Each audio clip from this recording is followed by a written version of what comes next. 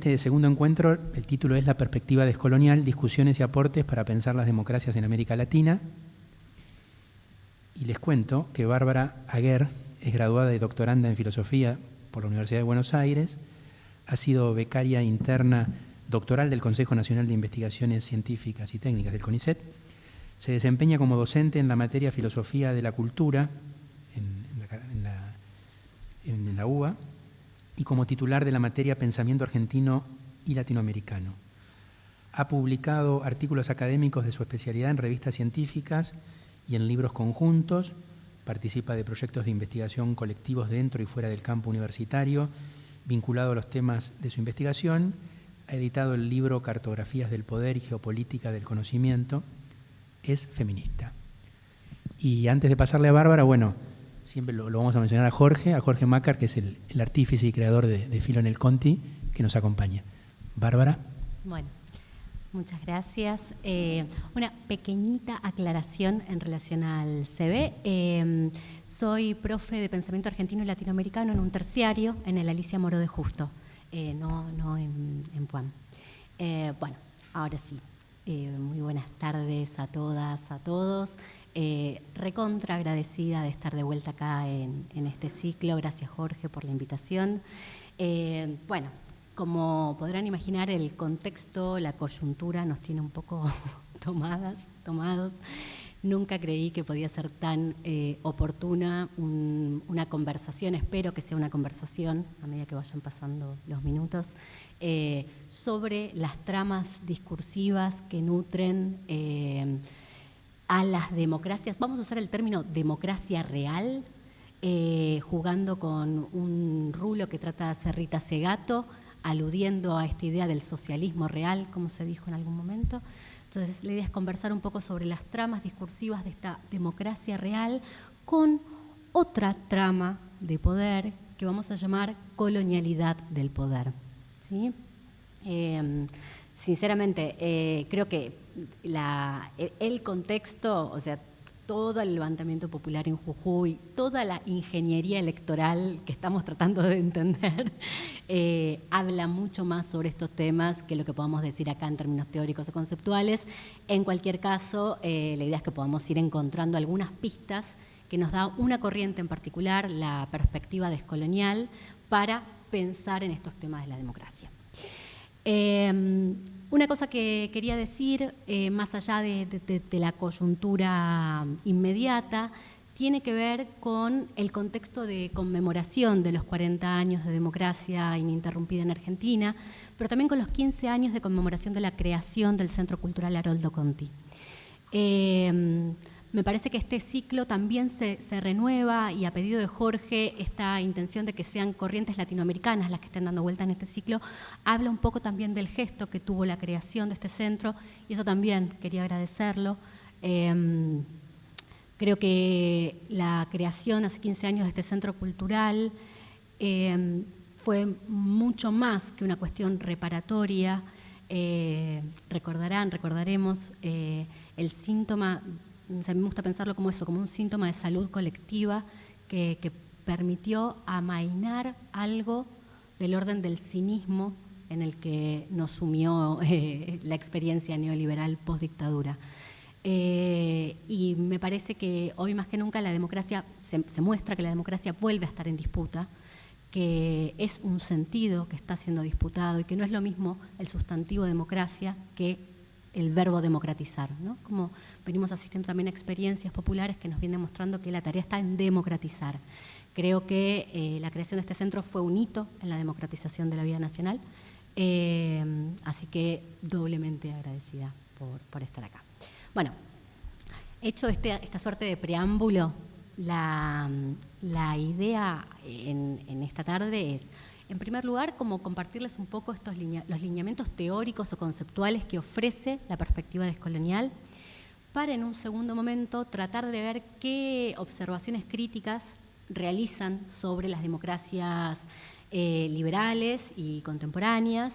Y en un tercer momento, va a ser extenso, si se me permite, tratar de pensar qué alternativas, qué imaginaciones políticas vienen ofreciendo los feminismos comunitarios y los feminismos decoloniales para repensar las democracias contemporáneas.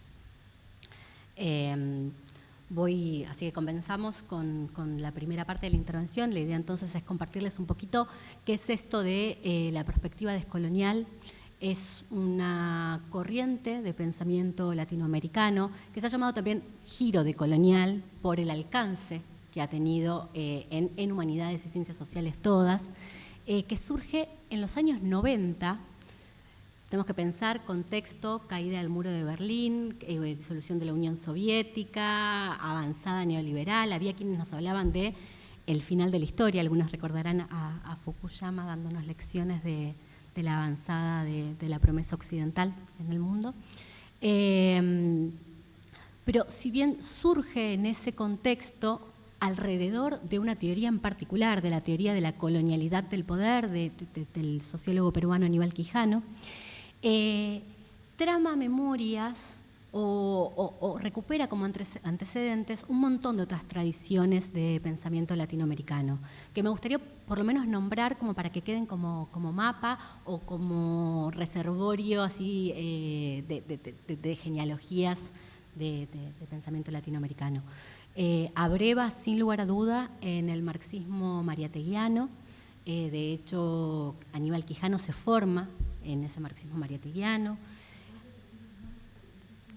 Sí, de las tradiciones o de las corrientes.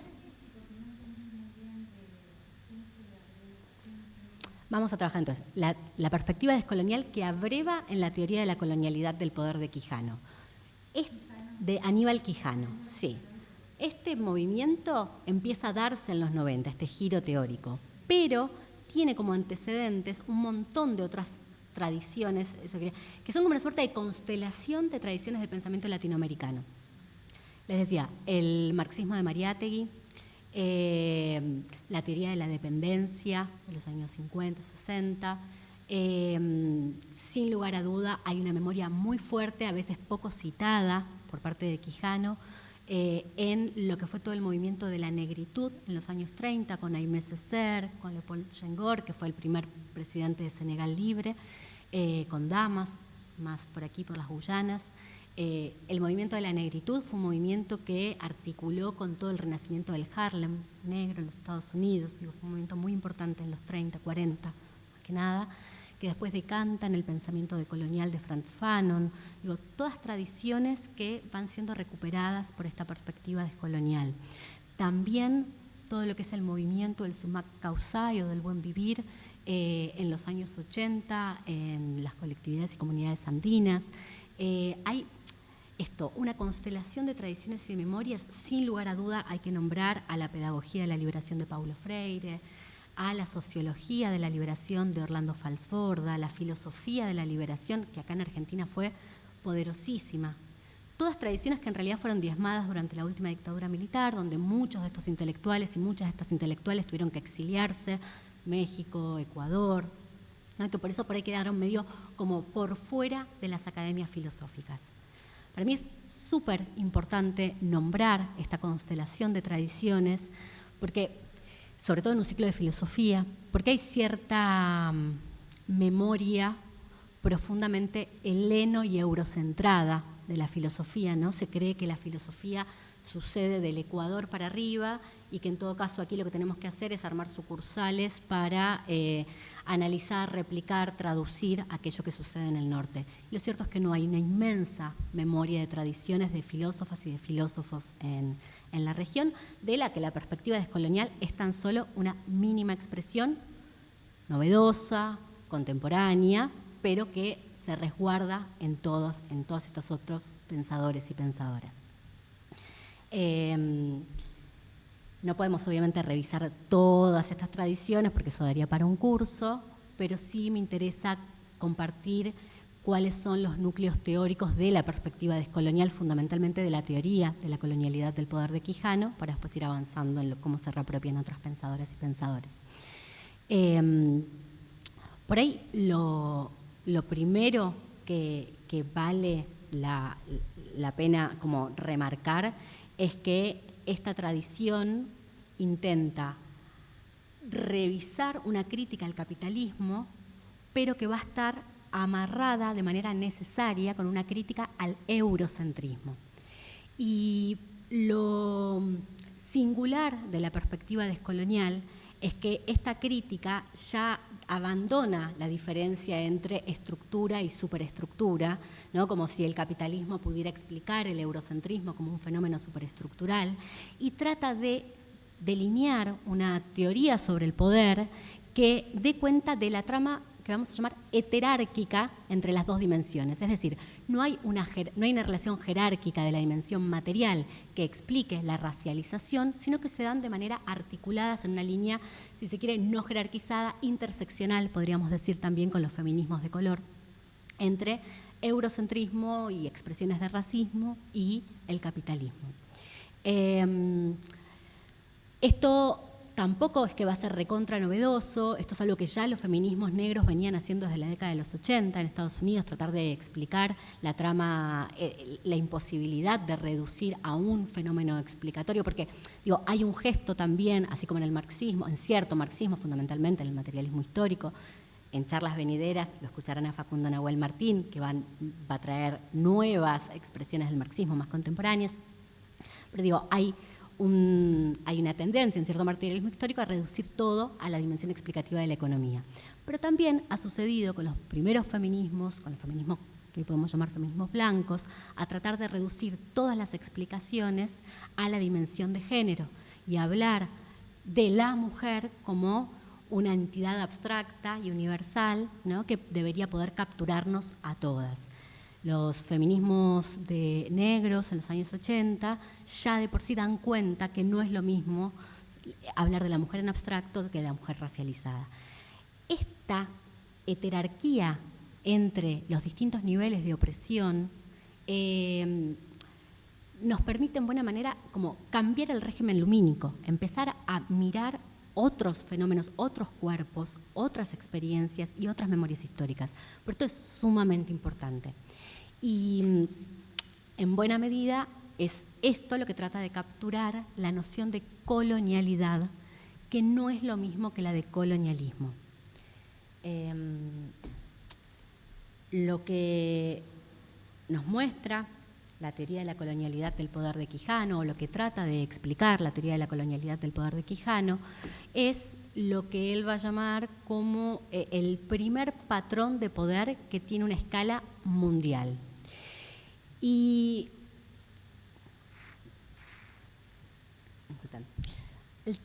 la preocupación de Quijano va a ser la de explicar el fenómeno del poder en la actualidad, pero para esto se desprende como de los dos grandes macrorrelatos del liberalismo y del socialismo e intenta pensar una teoría del poder desde la experiencia latinoamericana. ¿Qué es lo que dice? Nos invita a revisar cuándo es que se conforma ese primer patrón de poder moderno de escala mundial. ¿Y cuándo creen ustedes que empezó a haber mundo? Mundo en términos materiales. Sí, en términos históricos materiales. Es una pregunta.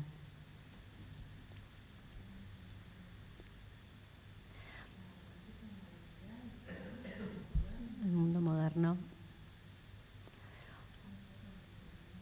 Exactamente, sí, es el proceso, no, es que es el proceso de la colonización de América, el fenómeno histórico que permite por primera vez tramar todos los circuitos comerciales que antes eran sistemas interregionales en buena medida. Quijano va a entender que es en ese momento histórico en el que se empieza a configurar la globalización actual, ¿sí? Que en ese momento histórico se empieza a forjar un patrón de poder que tiene ya más de 500 años de duración. A ese patrón de poder lo denomina colonialidad, que diferencia del colonialismo. Él dice, bueno, el colonialismo forma parte de un momento histórico, es en realidad, si queremos, una suerte de proceso y aparatos de dominio político y militar que tratan de garantizar la dominación territorial de una población que no habita en ese territorio, ¿no?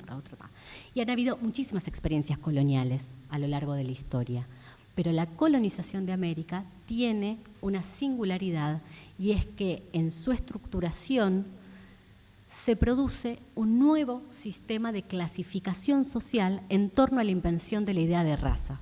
Lo que dice Quijano es, lo que sucede en la experiencia de colonización de América, que no había sucedido en otras experiencias coloniales, es que se inventa una tecnología de clasificación social en torno a la noción de raza que termina por declarar o postular una diferencia de orden natural y ya no histórica entre las poblaciones dominadas.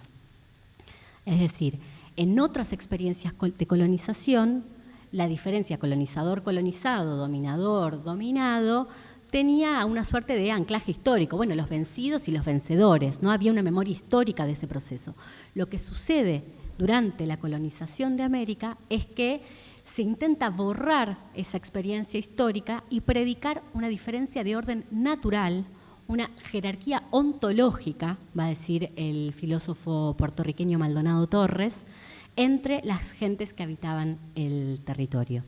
Esta diferencia ontológica, por supuesto que no fue un señor malo, malísimo, blanco, sentado en un sillón en España diciendo, bueno, vos ahora vas a ser indio, vos ahora vas a ser negra, sino que tuvo que ver con el armado de una serie de dispositivos de tributos diferenciados, de, bueno, diferenciar la República de Indios de la República de Españoles, las leyes de indígenas, bueno, una serie de dispositivos que organizaron de vuelta un nuevo régimen lumínico que antes no existía. Se inventaron los cuerpos indios, se inventaron los cuerpos negros, se inventaron los cuerpos mestizos para reacomodar la administración del régimen colonial.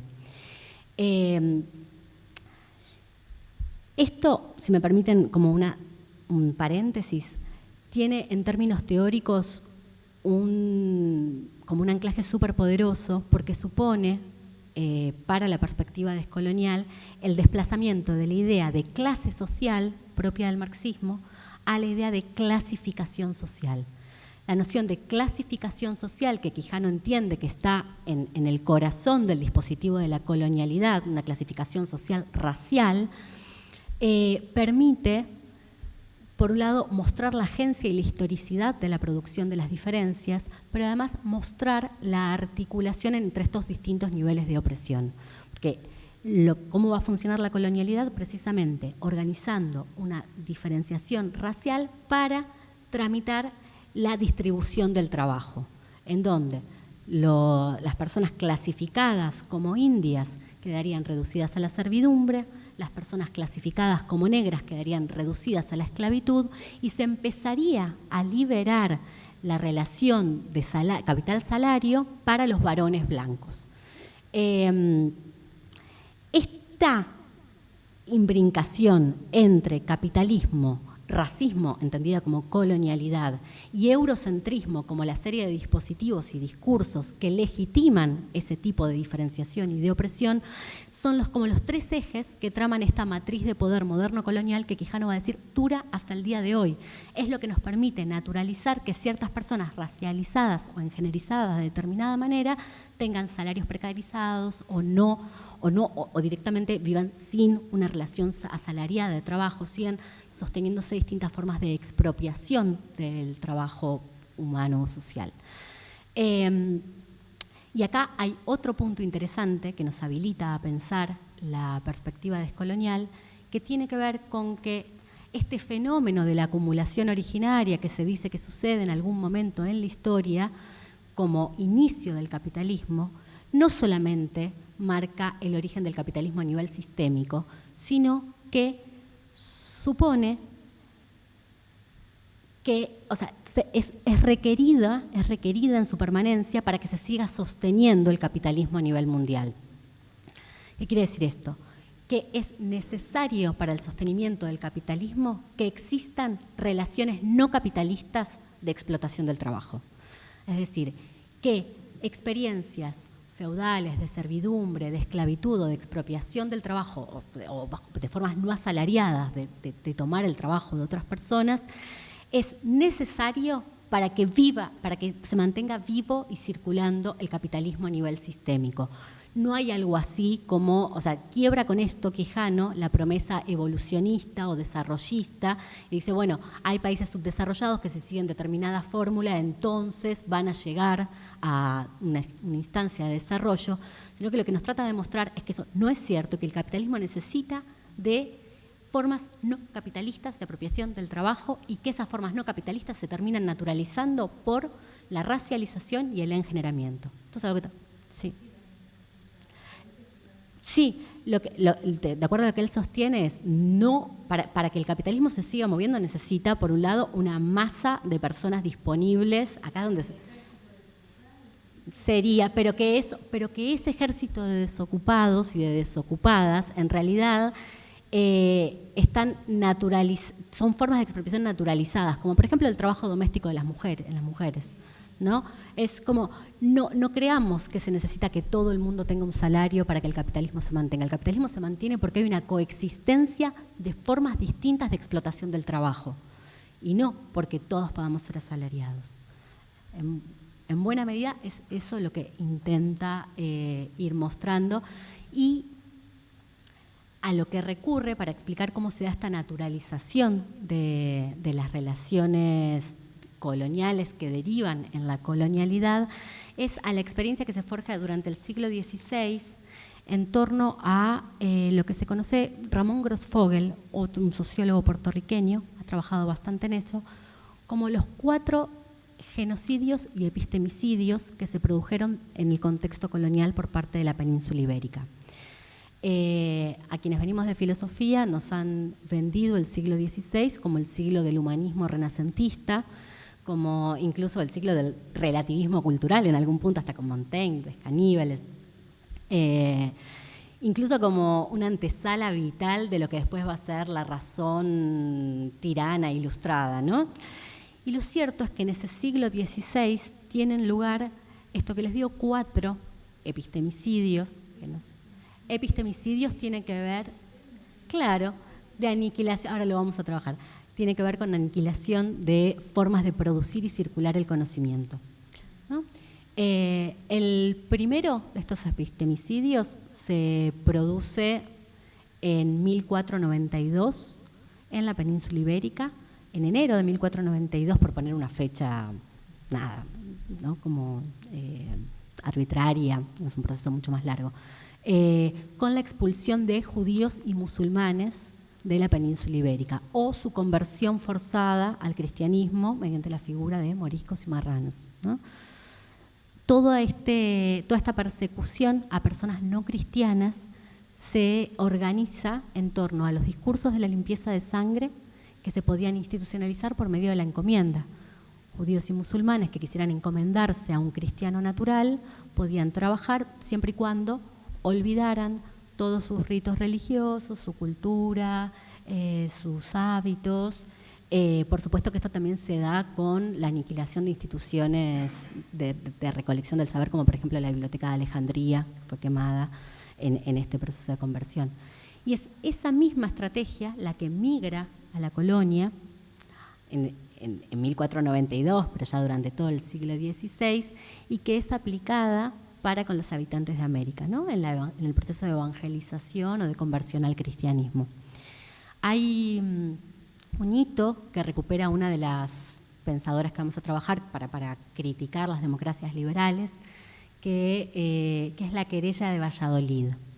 La querella de Valladolid es un evento que se produce en 1550, 1551, en donde la corona católica convoca a hacer una evaluación sobre si los habitantes de América tenían o no alma.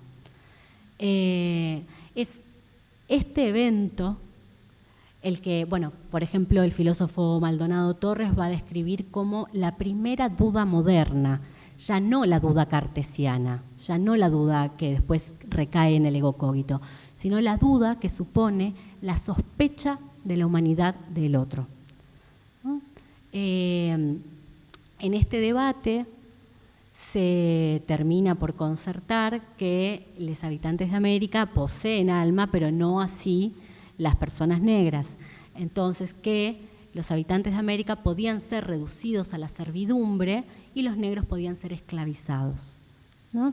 Y este es el tercer genocidio y epistemicidio que se produce, que es lo que se conoce como el primer sistema atlántico, la migración forzada de personas africanas a América, en donde también se produce un desmembramiento de sus comunidades de origen, se les prohíbe replicar prácticas culturales que les fueran propias, hablar incluso en sus lenguas, bueno, nada, hay una serie de sistemas de prohibiciones que alimentan esta idea del epistemicidio.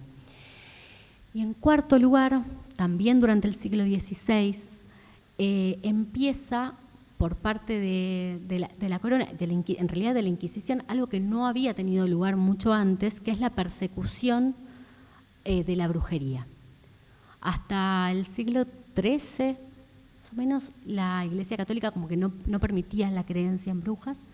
De hecho, eran prácticas más bien de orden pagano. Y en el siglo XVI empieza la persecución a mujeres que no tuvieran una relación de parentesco con algún varón o que estuvieran sospechadas de brujería, y se produce también una persecución a esas formas de producir o de hacer circular el conocimiento. Estas instituciones migran a América.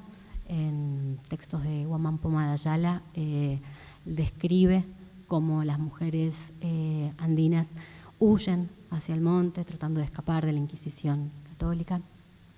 Pero bueno, en todo caso, señalándolo así muy rápido, sin meternos demasiado en detalle, porque es mucho lo que tenemos para trabajar, lo que quería invitar a que pensemos es a dónde apuntan estos 4 genocidios, epistemicidios, y quién queda indemne de estos 4 genocidios, epistemicidios.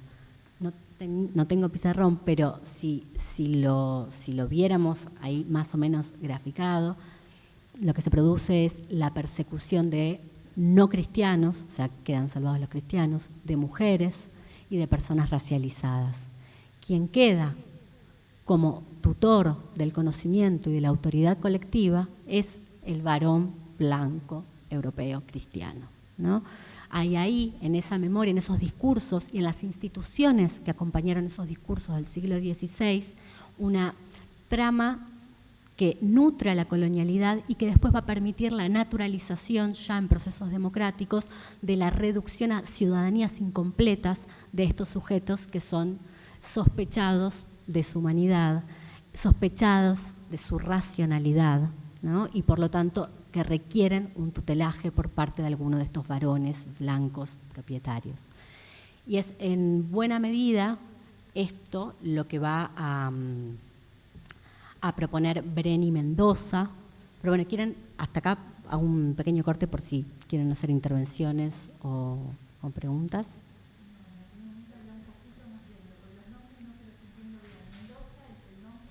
Brenny con B larga e Y. Está bien. Bueno, es un poco esta suerte de trama de saber poder la que queda legitimada o instalada durante el siglo XVI y la que después va migrando a distintos discursos ya republicanos, ya estatales o de teorías sociales como la del contrato social, que es esto en algún punto lo que intenta analizar Brenny Mendoza.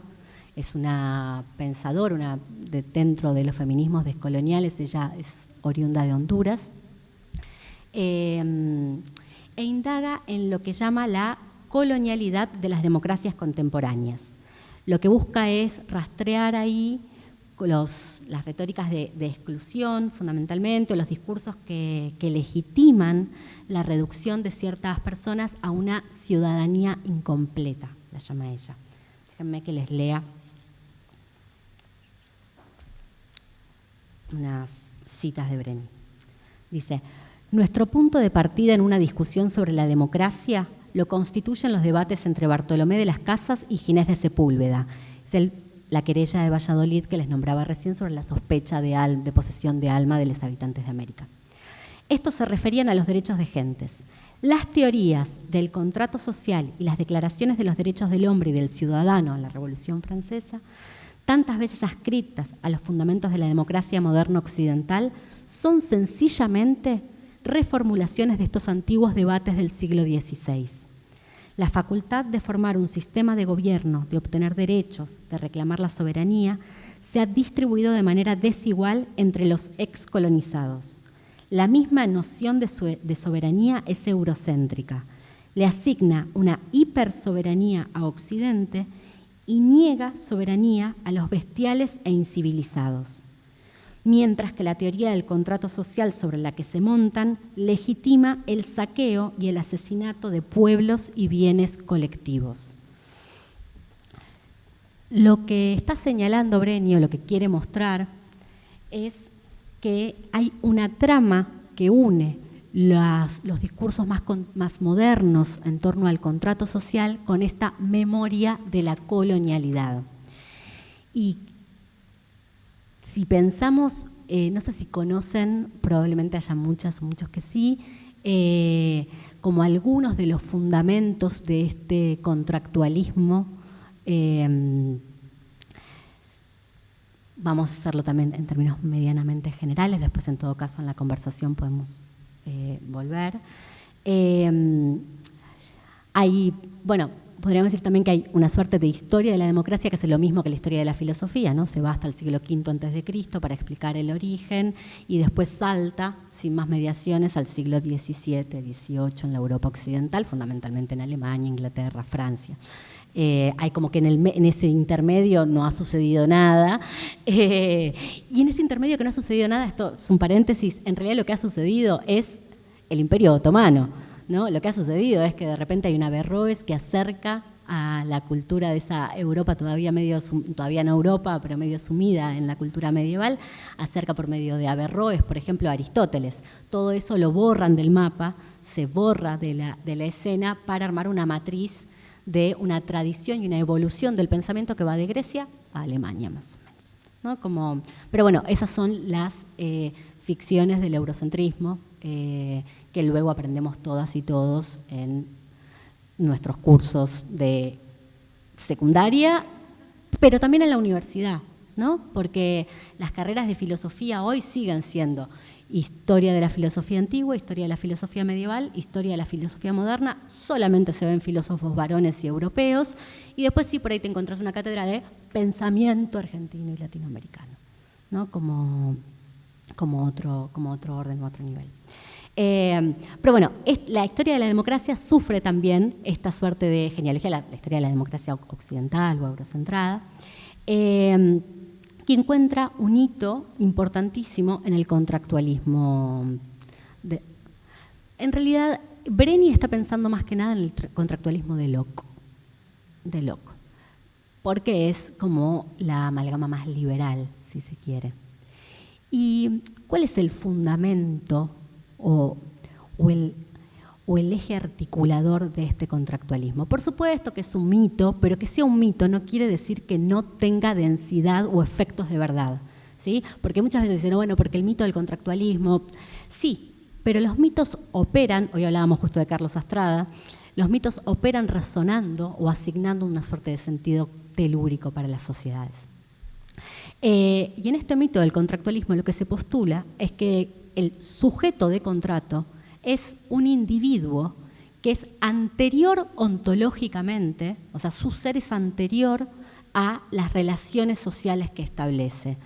Y por voluntad propia elige pactar con otros para ingresar en sociedad. Entonces postula el orden de lo social como un efecto de la voluntad individual, ¿sí? Esto es súper importante, porque si la sociedad no cumple o el orden de lo social no cumpliera, el individuo por su anterioridad ontológica estaría en condiciones de romper ese pacto, ¿sí? Ahora, ¿qué le permite a un individuo ejercer su voluntad, es decir, su libertad de pactar? ¿Quién es un individuo libre? El propietario, primero un propietario de sí mismo. ¿Y qué te permite ser propietario de vos mismo? La racionalidad, exactamente. Entonces, el carácter fundamental, el sujeto del contrato social, que está a la base del fundamento de las democracias occidentales liberales, fundamentalmente, es este individuo racional que por ser racional puede seguir la ley universal moral y entonces decidir libremente pactar para proteger sus propiedades. En primer lugar, su cuerpo, su libertad, su salud y sus bienes. ¿Sí? Entonces, el sujeto del contractualismo es un sujeto, un individuo propietario, antes que nada. Pero si tramamos, y este es el ejercicio que hace Brenny Mendoza, si hilamos este discurso del contrato social con los discursos que se gestan en torno a los epistemicidios y genocidios del siglo XVI, lo que notamos es que no todo sujeto, no toda persona es pasible de racionalidad.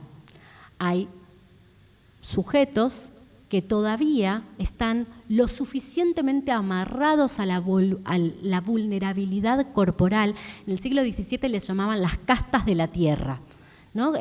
Reeditando una suerte de dualismo platónico primero, cartesiano después. Hay sujetos que quedan amarrados a eso, a la vulnerabilidad corporal, a las pasiones, y que no son tan libres de ese ejercicio racional que permite seguir la ley universal. Esos sujetos...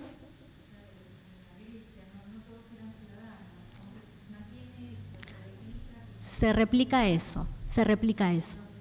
Totalmente. Lo que está replicando es eso, ya con el discurso de la colonialidad mediante que predica una inferioridad natural, no histórica, no es que sos esclavo porque te vencieron, sino que sos esclavo porque no tenés alma, ¿no? Que por supuesto ya en el contractualismo nadie sospecha sobre la posesión o no de alma de otros, cambia el lenguaje político de la época, pero sí la racionalidad pasa a ocupar el lugar que ocupaba el alma antes, y la ciudadanía puede estar ocupando hoy el lugar que ocupaba antes la racionalidad, ¿no? En algún punto. Ese es un poco el desplazamiento al que intenta ir llegando Brenny.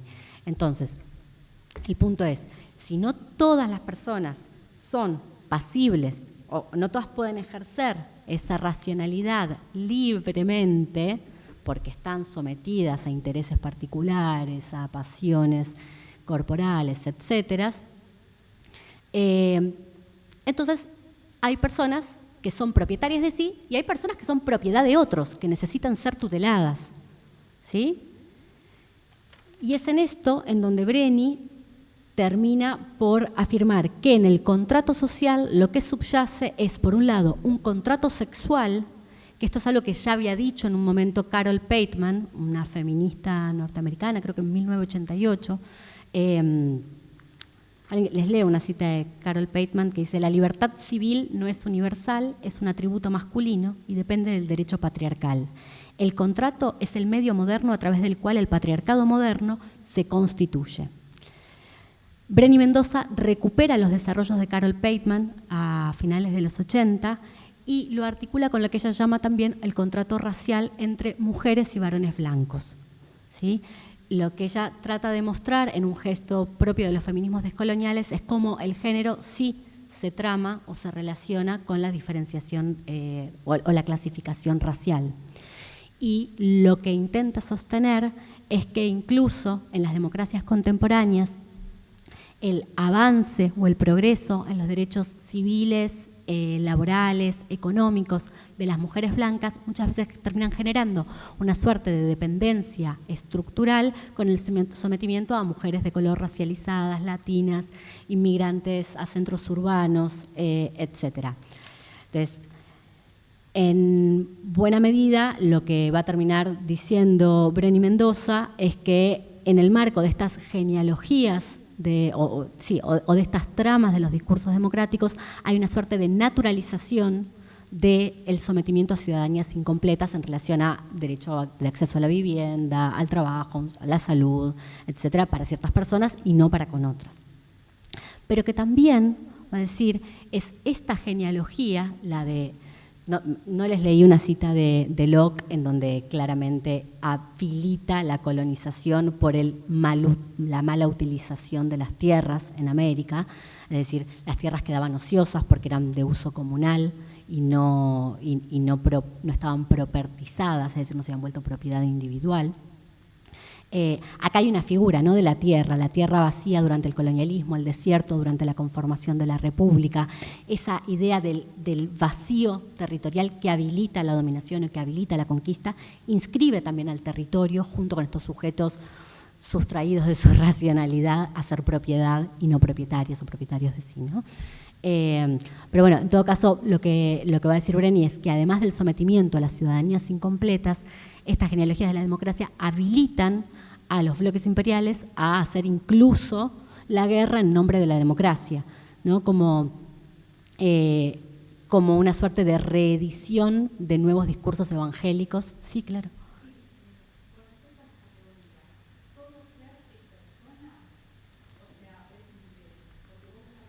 Sí, pero no ciudadano. No ciudadano. Claro. No. Claro, la categoría de quienes no tienen alma no son personas. No, esto en el siglo XVI, quienes no tienen alma no.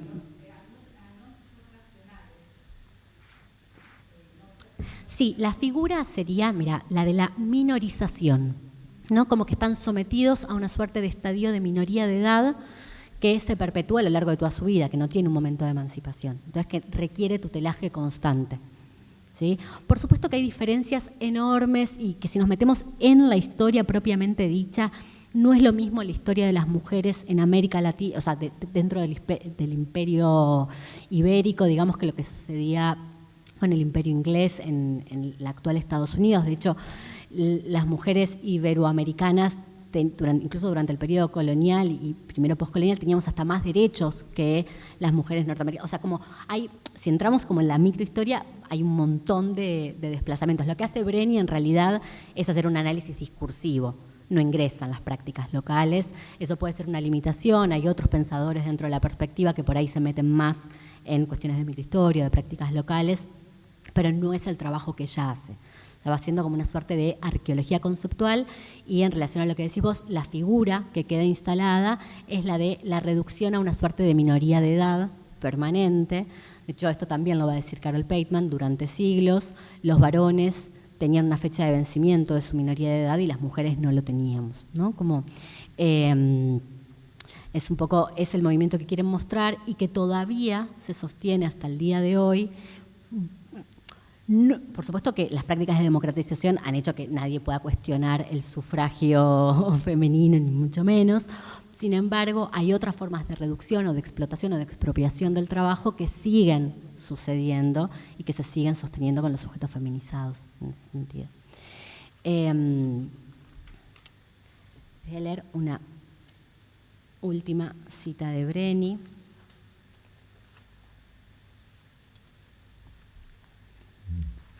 En donde vuelve a enmarcar esta hilación entre la democracia y la lógica colonial.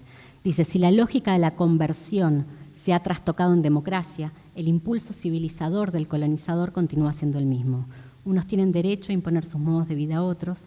En América Latina hoy, los discursos de la modernización, el capitalismo y la democracia nos recuerdan a los discursos evangelizadores del siglo XVI. Ambos ocultan el rostro del sufrimiento humano.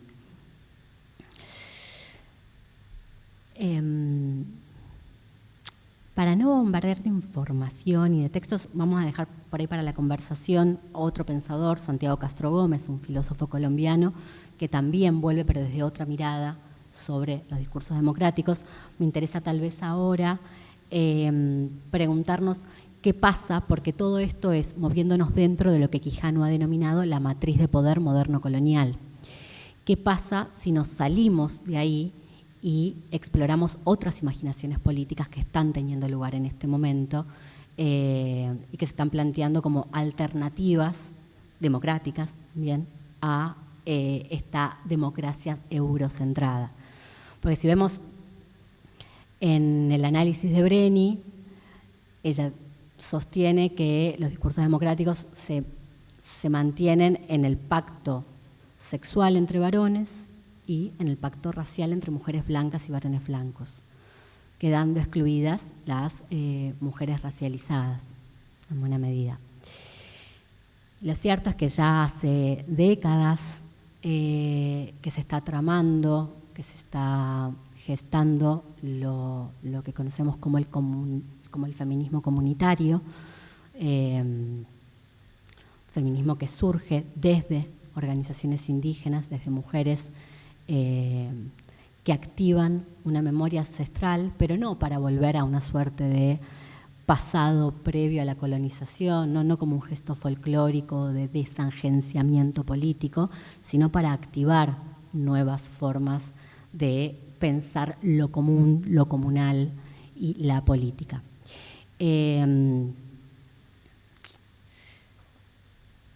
Estoy pensando en pensadoras como María Galindo, como Quechua, como Lorena Capnal, Maya Cinca. Lorena es fundadora de la Red de Sanadoras Ancestrales del Feminismo Comunitario. O Aura Cumes, que también es Maya Cachiquel. O acá en Argentina, que esto es algo que invito, o estaría bueno que suceda, que las inviten. Yo a veces cuando trato de compartir esto que voy aprendiendo, que voy escuchando, que voy compartiendo con otras, tengo mucho miedo de caer en la práctica del corcho quemado, digamos, ¿no? Como agarrar y ponerme a hablar por otras. Hay acá en Argentina el colectivo de mujeres y disidencias indígenas por el buen vivir, con Moira Millán como una de sus coordinadoras, que viene haciendo un trabajo enorme en tratar de activar otras imaginaciones políticas que se tramen, si se quiere, en los intersticios entre el feminismo o los feminismos, el anti-extractivismo y la plurinacionalidad o el pluralismo jurídico. Me parece que explorando lo que vienen haciendo ellas, podemos encontrar algunas pistas para desandar algunos de los elementos que forjan este contractualismo o este contrato social que critica Brenny como a la base de la democracia. Estos feminismos comunitarios vuelven sobre la memoria colonial, o sea, insisten que hay una trama que arranca en la colonización y que continúa hasta el día de hoy, que ha operado en lo que llaman el territorio cuerpo-tierra, como una unidad relacional, si se quiere, que el colonialismo operó de una manera bastante parecida en los dos territorios, o sea, por un lado desarticulando esas relaciones, desacralizando el cuerpo y la tierra, reduciendo objeto y ya no a sujeto a las mujeres, a las comunidades, pero también al territorio, y estableciendo relaciones de extractivismo. Desde su crítica, pero también desde la propuesta activa, me parece que permiten desandar por lo menos 3 grandes mitos del contractualismo. El primero tiene que ver con esta idea del individuo aislado, previo a los estados nacionales, como desmembrado del orden comunal, y proponen como punto de partida lo que entienden como otro sujeto político, que es la comunidad de vida. Entender que la comunidad de vida tiene como una prioridad ontológica, si se quiere, para cualquier teoría política, supone partir ya no de una entidad, sino de la relación, ¿no? Como es la relación, es en la relación en la que puede surgir cualquier individualidad, y no antes a la dimensión relacional. Esta comunidad de vida entiende al humano inmerso en relaciones con lo no humano, pero desde relaciones no jerarquizadas, sino de reciprocidad, mutuo. Permiten desandar el mito ontológico del dualismo cuerpo-mente y poner como punto de partida reflexivo, si se quiere sintiente, una unidad psicosomática, el afecto, la afección, el sentipensar, van a decir con Falsborda algunas. Lo propio, si se quiere, de estos feminismos es tomar como punto de partida la experiencia de la vulnerabilidad sintiente y ya no la razón instrumental. Entonces hay algo de una razón ética y afectiva que se antepone a la razón instrumental que figura en el contractualismo moderno. Y por lo antedicho, desactiva cierto mito económico de la propartización, donde todo se puede volver mercantilizable, y propone en sí un modelo de desarrollo orientado a lo que desde los 80, les decía, se viene llamando Sumak Kausai o buen vivir, como como un desprendimiento o como una crítica al ideal de vivir mejor occidental, ¿no? Un ideal de vivir mejor que en su misma concepción cree que la acumulación puede ser infinita. Bueno, la noción de buen vivir que constituciones como la de Bolivia o la de Ecuador fueron incorporando, después hay que ver qué tan bien reglamentadas están, qué tanto se lleva adelante, etcétera, pero supone una suerte de realización ideal de la vida del planeta todo, donde la entidad humana es un elemento más y busca cuidar y desarrollar el bien común y la responsabilidad social en la realización de los seres humanos y el planeta. En este marco es que la pensadora maya cinca, Lorena Cabnal,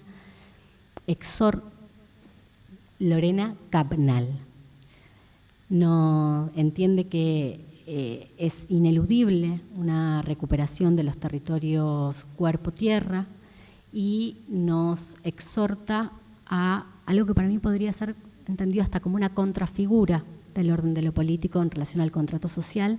Ella nos llama o nos invita a acuerparnos. Y déjenme que las lea para no...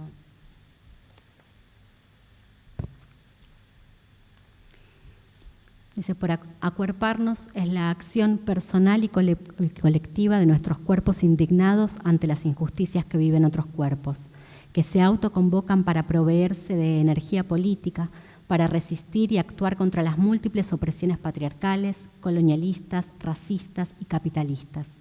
El acuerpamiento genera energías afectivas y espirituales y rompe las fronteras y el tiempo impuesto.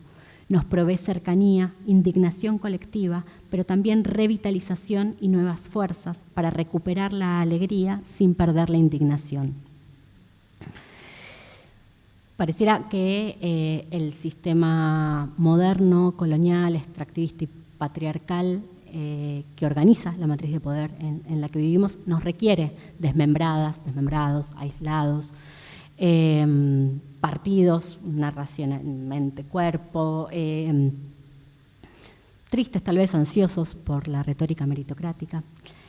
Por eso me parece que la exhortación de Lorena a acuerparse resulta bastante urgente, no solo para producir cuerpos nuevos, sino nuevas formas de acuerpamiento. Y me parece en serio que tomarnos en serio esa provocación que realiza desde la noción de acuerpamiento puede habilitar una suerte de contrafigura a la idea del contrato social. Me parece que si la figura política de la modernidad-colonialidad es la del contrato regido por la razón instrumental y la figura del propietario, la idea de acuerpamiento se ofrece como una suerte de contrafigura, o una figura ni siquiera contra, es una figura transmoderna que surge desde la exterioridad, desde la anarquía misma de esa matriz de poder, desde un otro territorio, que habilita otras formas y otras imaginaciones políticas. Yo les invito a que las pensemos juntas. Hasta ahí.